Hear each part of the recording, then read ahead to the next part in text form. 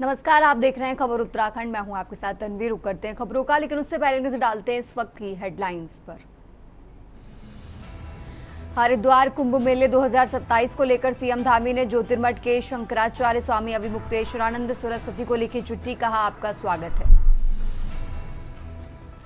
13 जून को राष्ट्रपति द्रौपदी मुर्मू करेंगी आईएमए पासिंग आउट परेड का निरीक्षण। पहली बार शामिल होंगी महिला कैडेट। पीएम सूर्या घर योजना में उत्तराखंड देश में नंबर 1, 4 श्रेणियों में मिला पहला स्थान। उत्तराखंड में नए सत्र से बढ़ेंगी 200 एमबीबीएस सीटें, छात्रों को मिलेगा बड़ा फायदा।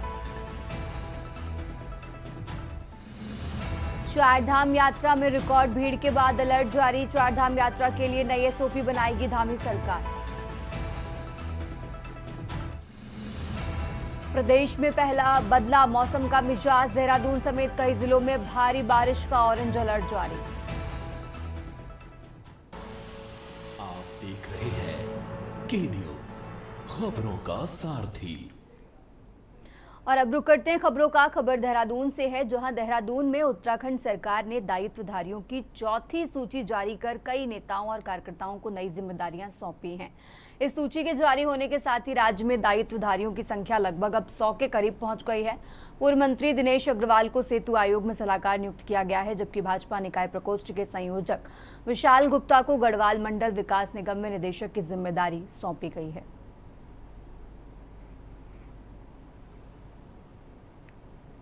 सर्वप्रथम पार्टी का कार्यकर्ता होने के नाते बचपन से ध्वज प्रणाम करके पार्टी की रीति नीति, पार्टी का सिद्धांत, पार्टी का मूल मंत्र, राष्ट्रवाद, उसी भावनाओं को लेकर हम कार्यकर्ता काम करते हैं।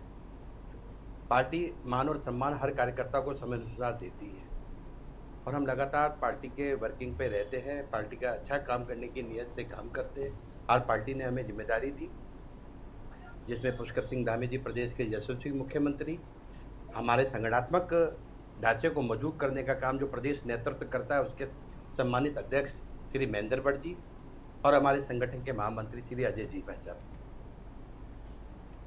देहरादून में एसआईआर अभियान को लेकर अपर मुख्य निर्वाचन अधिकारी डॉक्टर विजय कुमार जोगदंडे ने जानकारी दी कि प्रदेश में 8 जून से 7 जुलाई तक बीएलओ घर घर जाकर गणना फॉर्म वितरित और एकत्र करेंगे।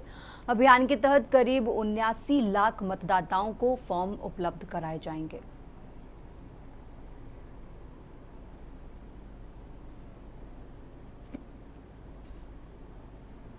स्वागत है। देखिए 29 मई से हमारे राज्य में एसआईआर की कार्रवाई प्रारंभ हुआ है, जिसके पश्चात हमारे पहले चरण में एनुमरेशन फॉर्म का छपाई का कार्रवाई संपन्न हुआ है।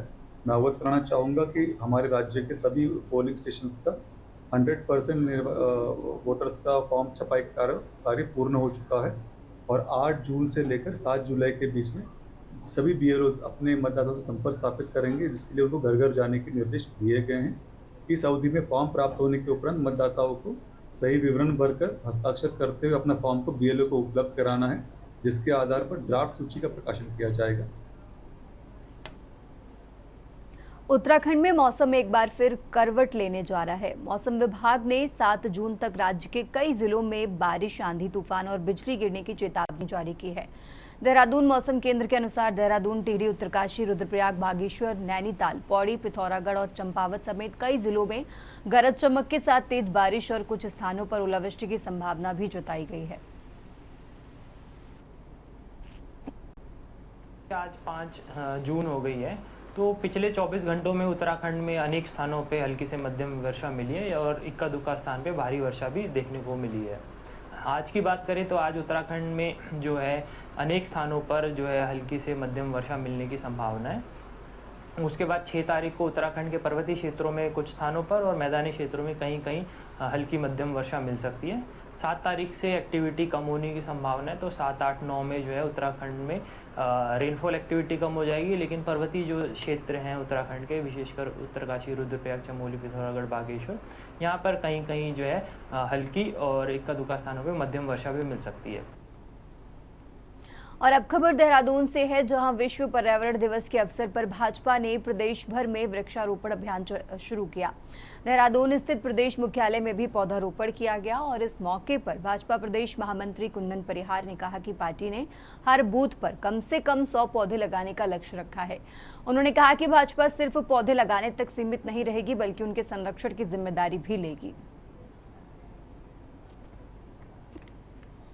देखिए, आज भारतीय जनता पार्टी के प्रदेश मुख्यालय से इस विश्व पर्यावरण दिवस के अवसर पर पौधारोपण का कार्यक्रम का शुभारंभ यहाँ पर हुआ है और भारतीय जनता पार्टी के हम अपने सभी बूथों के अंतर्गत इस पर्यावरण दिवस के अवसर पर पौधारोपण कर रहे हैं। और इसके साथ साथ हमने लक्ष्य रखा है कि एक बूथ में कम से कम 100 पौधे लगे और न केवल हम पौधे लगाने का काम करेंगे, बल्कि उन पौधों को संरक्षित करने का भी काम करेंगे। इसलिए हमने अपने कार्यकर्ताओं से माननीय प्रदेश अध्यक्ष जी के द्वारा आह्वान किया है कि जिन जिन पौधों को भी हम लगाएं तो उनका संरक्षण करने का भी हम प्रयास करें और संरक्षण में हमारा ध्यान है, इसलिए हम सभी पौधों को संरक्षण करने का भी प्रयास करेंगे। उत्तराखंड में 2027 विधानसभा चुनाव की तैयारियां तेज हो गई हैं। भाजपा ने संगठनात्मक बदलावों के बाद चुनावी रणनीति पर काम शुरू कर दिया है। पार्टी के राष्ट्रीय अध्यक्ष बनने के बाद नितिन नवीन के उत्तराखंड दौरे को इसी कड़ी में अहम माना जा रहा है। देहरादून में हुई बैठकों में संगठन महामंत्री BL संतोष के साथ भाजपा ने उन विधानसभा सीटों पर विशेष फोकस की रणनीति बनाई जहां पिछले चुनाव में पार्टी को हार का सामना करना पड़ा था। हरिद्वार और उधम सिंह नगर जैसे जिलों की कमजोर सीटों पर जीत सुनिश्चित करने की जिम्मेदारी सांसद त्रिवेंद्र सिंह रावत और अजय भट्ट को सौंपी गई। ये रिपोर्ट देखिए। विधानसभा चुनाव से पहले उत्तराखंड में बीजेपी में बदलाव दिखने शुरू हो गए हैं। पॉलिटिकल गलियारों में भी इसे लेकर सियासी बहस छिड़ी हुई है। कोई इसे बीजेपी की नेक्स्ट लेवल प्लानिंग बता रहा है तो कोई इसे बीजेपी की घबराहट के बाद उठाए जा रहे कदम बता रहा है। बात कुछ भी हो, मगर उत्तराखंड में बीजेपी की कई नई तस्वीरें तस्दीक कर रही हैं कि राष्ट्रीय अध्यक्ष का देहरादून दौरा केवल औपचारिक नहीं था। बीजेपी राष्ट्रीय अध्यक्ष के उत्तराखंड प्रवास से पहले भाजपा में एक अजीब सा माहौल व्याप्त था। कई विधायकों की नाराजगी की चर्चाएं सोशल मीडिया पर तैर रही थी। सबसे चर्चित मुद्दा भाजपा विधायक अरविंद पांडे का रहा। अरविंद पांडे पिछले कुछ महीनों से काफी मुखर हैं। वो लगातार सुर्खियों में हैं। उनके कारण सरकार भी कई बार असहज नजर आई। पूर्व मुख्यमंत्री त्रिवेंद्र रावत और सांसद अनिल बलूनी की अरविंद पांडे से मुलाकात ने गुटबाजी की बातों को बल दिया। मगर बीजेपी राष्ट्रीय अध्यक्ष के दौरे से पहले सभी नेता डिनर डिप्लोमेसी करते दिखे। इससे साफ संदेश देने की कोशिश की गई कि भाजपा एकजुट है। वहीं मुख्य विपक्षी दल कांग्रेस भी चुनावी समीकरण के चलते मौसम में उतरने के लिए तैयार है, क्योंकि राहुल उत्तराखंड आए मगर खराब मौसम के चलते उनके सभी कार्यक्रम रद्द हो गए। लेकिन राहुल ने जल्द देवभूमि में आने का वादा जनता से किया है। कांग्रेस को यकीन है कि राहुल के दौरे के बाद कार्यकर्ताओं की दिशा और चुनावी दशा बदलेगी। आज सुबह हम दिल्ली से उत्तराखंड आए। पंतनगर से अल्मोड़ा हमारी हेलीकॉप्टर की फ्लाइट थी। रास्ते में पायलट ने कहा कि मौसम बहुत खराब है और वो आगे नहीं जा सकता और हमें पंतनगर लौटना पड़ा। मैं चाहता था कि आज मैं आपसे मिलूं और उत्तराखंड की जो पॉलिटिकल सिचुएशन है, इकोनॉमिक सिचुएशन है, इसके बारे में बात करूं, उत्तराखंड के भविष्य के बारे में आपको बताऊं। मगर दुख की बात है कि मुझे आज वापस लौटना पड़ा। जल्दी से जल्दी हम ये प्रोग्राम फिर से करेंगे। बहुत बहुत धन्यवाद। जय हिंद, नमस्कार। माननीय राष्ट्रीय अध्यक्ष जी का 3 दिवसीय दौरा बहुत ही यहाँ ऊर्जा देने वाला था। हमारे संगठन को व्यवस्थित करने की दिशा में और गति देने की दिशा में बहुत महत्वपूर्ण था और उसमें उन्होंने हर एक दृष्टि से हर पहलू पर सभी कार्यकर्ताओं का, पदाधिकारियों का मार्गदर्शन किया और उसमें ये जो आप कह रहे हैं उसके लिए भी जो सीटें ऐसी हैं जिन पर भारतीय जनता पार्टी नहीं जीत पाई, उन पर अलग तरीके से योजना बनाई गई है। उन योजनाओं पर सबसे पहले तो उत्तराखंड क्रांति दल का ये मानना है कि उत्तराखंड क्रांति दल ने कभी भी चुनाव आए ना आए तो उथल पुथल की राजनीति नहीं की है। वो हमेशा ही जनता के बीच में रही है। पर जिस प्रकार से इन दोनों राष्ट्रीय दलों के बीच हलचल दिखाई दे रही है, तो इससे स्पष्ट हो रहा है कि उत्तराखंड में वो अपना राजनीतिक जो उनका स्टैंड था, जो राजनीति करने के लिए उनके जो जुमले थे, वो उनके पांवों के नीचे खिसकते नजर आ रहे हैं। भारतीय जनता पार्टी को अगर सत्ता में बैठाया गया है तो कुछ कार्य करने के लिए, भाई पेपर लीक रोक दे, अंकिता भंडारी के हत्याकांड में जो वीआईपी हैं उनको सामने ले आए और व्यवस्थाओं को ठीक करे, भ्रष्टाचार को कम करे, पर्यावरण के बारे में सोचे, पेड़ कटवाना बंद करे और हमारे पहाड़ कटवाने बंद करे। ये काम तो हो नहीं रहा। अब उनके संगठन में बदलाव हुआ तो कांग्रेस पार्टी अब अपने संगठन में बदलाव करे, क्यों? अरे आपका संगठन अलग है, हमारा संगठन अलग है। आप अगर बदलाव कर रहे हैं तो आप अपने हिसाब से करिए, किसी ने रोका क्या? लेकिन हर एक के घर में घुस घुस कर पता लगाना कि वहां क्या हो रहा है और अपने हिसाब से उनके घर में बताना कि क्या करना चाहिए। जब हमारे राष्ट्रीय नेताओं का दौरा होता है तो पार्टी के कार्यकर्ताओं में अत्यंत उत्साह का संचार होता है। जो काम हम कर रहे हैं उसमें और गति तेज आती है और जो उनका विभिन्न बैठकों में मार्गदर्शन मिला है, आपने देखा होगा इतनी बड़ी विश्व की सबसे बड़ी पार्टी का अध्यक्ष बूथ अध्यक्ष के यहाँ भी जाकर के बात करता है, बूथ अध्यक्ष से भी फीडबैक लेता है। तो बूथ अध्यक्ष कितना गौरवान्वित महसूस करता है अपने आप को। तो बूथ अध्यक्ष से लेकर के प्रदेश के अध्यक्ष और मुख्यमंत्री तक शायद किसी स्तर का कोई कार्यकर्ता ऐसा बचा नहीं जिससे उनकी संवाद नहीं हुआ हो। कुल मिलाकर अगर प्रदेश में बीजेपी नेतृत्व की बात करें तो फिलहाल प्रधानमंत्री नरेंद्र मोदी और गृह मंत्री अमित शाह का सीएम धामी पर भरोसा बरकरार है। अपने कार्यकाल के दौरान सीएम धामी सभी उम्मीदों पर खरे उतरे हैं, जिसकी तस्दीक प्रधानमंत्री नरेंद्र मोदी, गृह मंत्री अमित शाह, रक्षा मंत्री राजनाथ सिंह के दौरे के दौरान उन्हें मिलने वाली शाबाशी करती है। इसके साथ ही बीजेपी के नए नवेले राष्ट्रीय अध्यक्ष भी उत्तराखंड के धामी मॉडल से खुश नजर आए। वहीं विपक्षी दल धामी सरकार के कामों को नाकामी बता रहा है। यही वजह है कि विपक्षी दलों ने मन बना लिया है कि वो चुनाव प्रचार के दौरान बढ़ती महंगाई, घोटाले और महिलाओं पर बढ़ते अत्याचारों के साथ सरकार की नाकामियों को गिनाकर साल 2027 की जीत हासिल करेंगे। Uttarakhand desk report.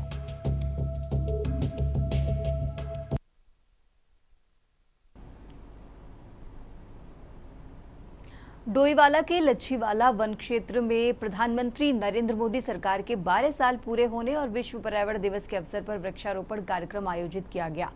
कार्यक्रम में विधायक बृजभूषण गैरोला और ऋषिकेश भाजपा जिलाध्यक्ष राजेंद्र तड़ियाल सहित पार्टी के कई नेताओं और कार्यकर्ताओं ने भाग लेकर फलदार एवं छायादार पौधे लगाए।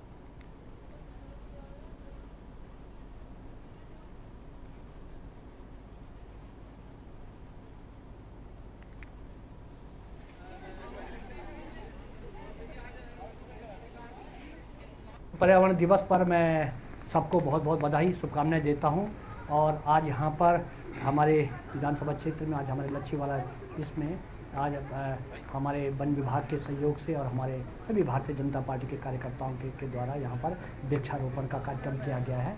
और मैं इस अवसर पर सबको बधाई शुभकामनाएं देता हूँ। और ये वृक्ष होंगे तो हमारा मानव जीवन सुरक्षित रहेगा और पर्यावरण की हमको रक्षा भी करनी है। इसलिए जो भी वृक्ष लगाए जा रहे हैं उन वृक्षों को की रक्षा भी करना, उनकी देखभाल भी करना है। जैसे हम परिवार में अपने बच्चों का लालन पालन करते हैं। विश्व पर्यावरण दिवस के अवसर पर पौड़ी जनपद में वन विभाग के तत्वाधान में विभिन्न जागरूकता और पौधारोपण कार्यक्रम आयोजित किए गए। इस क्रम में जिलाधिकारी स्वाति एस भदौरिया ने टेका मार्ग पर पौधारोपण कर पर्यावरण संरक्षण का संदेश दिया और लोगों से ज्यादा वृक्ष लगाने की अपील की। उन्होंने कहा कि पर्यावरण संरक्षण प्रत्येक नागरिक की जिम्मेदारी है तथा घरों, खेतों, विद्यालयों और सार्वजनिक स्थलों पर पौधे लगाकर उनकी देखभाल करना आवश्यक है।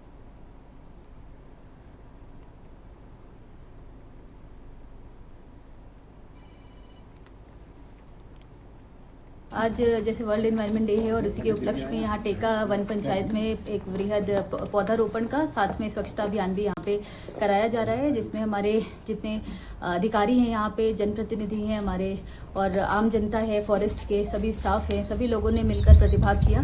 और इसका पर्पज़ बस यही है कि हम लोग पेड़ों को बचाएं और पेड़ों को लगाएं और लगाने के बाद उसकी सुरक्षा भी करें। और इससे हमें आगे बहुत सारी जगह पर भी ये कार्यक्रम हो रहे हैं और ये आगे भी, जैसे हम लोग हरेला में भी करते हैं और पूरे लंबे समय तक ये कार्यक्रम चलता रहता है, तो आगे भी ये चलता रहेगा। फिलहाल यहाँ रुकते हैं एक छोटे से ब्रेक के लिए।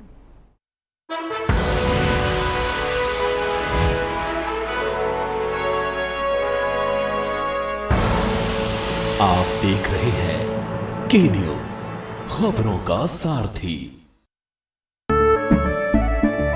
केसरिया से मन जोगी हुआ रे, दिल झूमे देखो मतवारा हुआ रे। केसरिया से मन जोगी हुआ। हर पल मनाओ केसरी त्योहार। विमल, बोलो जुबां केसरी।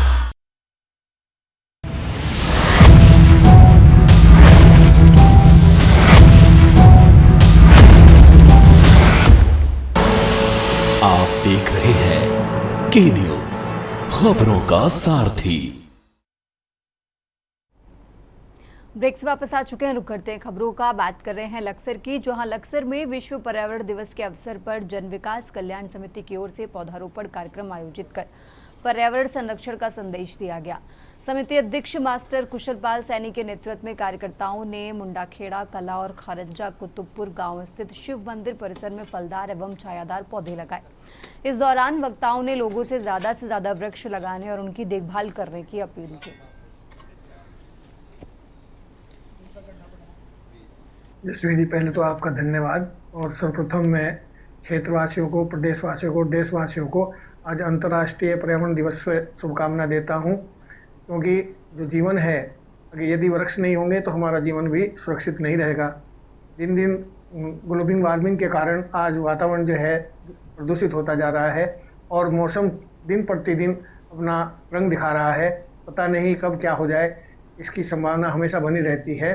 तो इसी संदर्भ में आज हमने 2 गांवों में, खरंजा कुतुबपुर और मुंडाखेड़ा कला में आज हमने पौधे लगाए हैं, जिसमें हमें पूरा वहाँ के लोगों का जन सहयोग मिला है और लोगों ने उस कार्य को सराहना की है।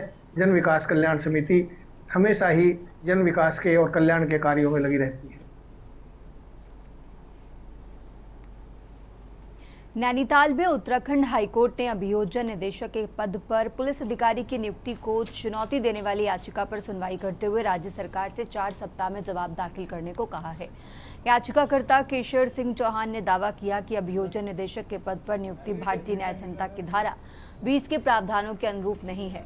याचिका में कहा गया कि इस पद पर सेवानिवृत्त सत्र न्यायाधीश या कम से कम 15 साल का अनुभव रखने वाले अधिवक्ता की नियुक्ति की जानी चाहिए।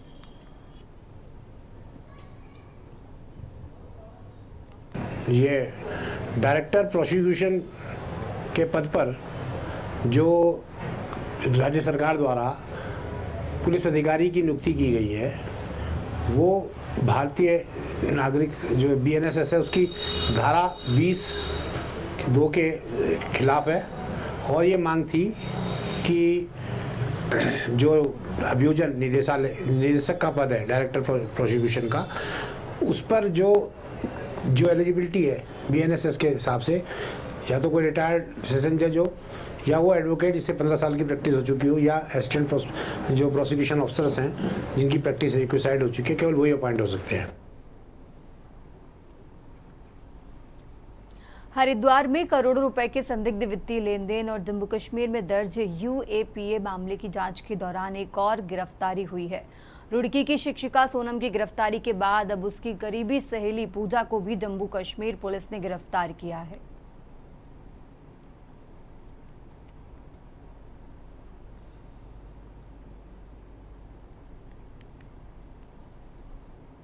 ये जो कठुआ पुलिस, कठुआ जनपद है JNK में, वहाँ की लखनपुर पुलिस है। वहाँ पे एक UAPA के अंतर्गत एक मुकदमा लिखा गया, जिसमें कि एक इन्वेस्टिगेशन के दौरान एक सोनम नाम की महिला का नाम आया था और उसके द्वारा कुछ अकाउंट्स में पैसे प्राप्त करके बताया गया अकाउंट्स में पैसे ट्रांसफ़र किए गए थे। उसी संबंध में ये विवेचना करते हुए इसमें एक पूजा नाम की लड़की है, उसका नाम आया है। ये ग्रेजुएट है, 25 साल उम्र है और ये उसकी मित्र है सोनम की, जिसको पूर्व में अरेस्ट किया गया। देहरादून में ऑपरेशन प्रहार के तहत राजपुर थाना पुलिस ने 1 वर्ष पुराने चर्चित हत्याकांड का खुलासा करते हुए 50,000 रुपए के इनामी आरोपी और कथित मास्टरमाइंड अमित भटेजा को गिरफ्तार कर लिया है। SSP प्रेमेंद्र डोभाल ने प्रेस वार्ता में बताया कि 26 मई 2025 को जाखन स्थित कृष्णा विहार में अजय भटेजा की हत्या की गई थी। मामले में पुलिस पहले ही शार्प शूटर जैकी उर्फ राजन और उसकी प्रेमिका जोया उर्फ हुमेरा को गिरफ्तार कर चुकी है। सभी पत्रकार बंधुओं का आज की इस पीसी में स्वागत है। देहरादून पुलिस के द्वारा ये पीसी थाना राजपुर में कुछ एक साल पूर्व करीब 25 मई 2025 को एक घटना हुई थी, आप सभी को विदित ही है, जिसमें अजय भटेजा की संदिग्ध परिस्थितियों में हत्या कर दी गई थी और उसके बाद से ही पुलिस लगातार साक्ष्यों को, एविडेंस को इकट्ठा करने में लगी थी। ठीक एक साल बाद, आज से करीब 10 दिन पूर्व, इसमें एक महत्वपूर्ण सफलता हाथ लगी। देहरादून में धार्मिक स्थलों पर की जा रही प्रशासनिक कार्रवाई के विरोध में मुस्लिम सेवा संगठन के बैनर तले सैकड़ों लोग सड़क पर उतर आए। प्रदर्शनकारी पुरानी बस स्टैंड से जिलाधिकारी कार्यालय की ओर मार्च कर रहे थे, लेकिन पुलिस ने बैरिकेडिंग लगाकर उन्हें बीच रास्ते में ही रोक दिया।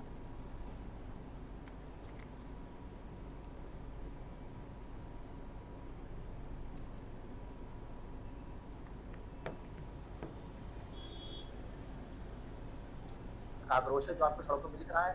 बात यह है कि सरकार अपने करप्ट अधिकारियों को बचाना चाहती है। इस करप्ट अधिकारियों ने बिना किसी रूल ऑफ लॉ के, बिना किसी एसओपी के सरकारी पैसा को दुरुपयोग किया है। हम तो कह रहे हैं कि ऐसे जिम्मेदार अधिकारियों के खिलाफ कड़ी से कड़ी कार्रवाई करें। और ये जो व्यापक करप्शन हुआ है, ये सरकार ने जो जनता के टैक्स पेयर का पैसा जो ऐसे बंदरबाज कर रही है और सरकारी अधिकारी अपनी मौजे में उड़ा रहे हैं, इसका जवाब तो जनता को देना पड़ेगा। हमारे टैक्स का पैसा है, हमारे टैक्स के पैसे सरकारी अधिकारियों को तनख्वाह के लिए जाते हैं। तो ये जब हम माचिस की तीली से लेकर और हवाई जहाज तक टैक्स दे रहे हैं, तो क्या हम जवाब न मांगे कि सरकार हमारे पैसों को काम अप्रोप्रिएशन कर रही है? संविधान को खत्म करना चाहती है। इस वजह से मुस्लिम समाज आज रोड पर है। लगातार संविधान का हनन हो रहा है। संविधान ने हमें आजादी दी है इस देश में रहने की, अपने तौर तरीकों से नमाज पढ़ने की, अपने तौर तरीकों से अपने त्योहार मनाने की, लेकिन लगातार सरकार मुसलमानों का हनन कर रही है, संविधान का हनन कर रही है, जो हम बिल्कुल भी बर्दाश्त नहीं करेंगे। उत्तराखंड की खबरों में फिलहाल इतना ही। आप देखते रहिए के न्यूज़ इंडिया।